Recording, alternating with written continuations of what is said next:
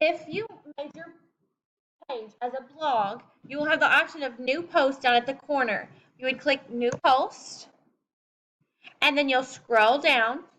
You will add your title. For you to add any text or anything, it says drag elements here. So you have to add one of these things over here so you can add the text. And then here's where you're going to write about what you want to say. Today, we learned how to make a Weebly.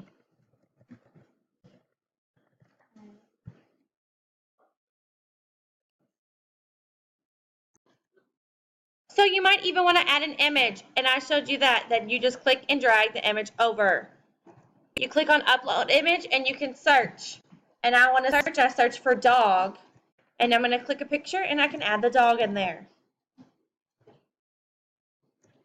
When I'm finished with my blog post, I will go to the post page and hit post.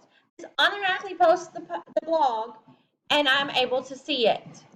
Now, for some of you that did not follow the directions originally with the blog, you don't have this cool option to hit new post. So what you're going to do is you're going to scroll down and you're going to build onto your page. You can add text and things as such. So we would go to one of our pages. So I'll go to my about page because it looks different than the blog page. And I will just add my text for my blog. And that's where I'll add the blog. And then you do the same thing as publishing it as you would post it. This is for anyone who did not follow the blog post direction. So now we all know how to add a post or add things to our blog.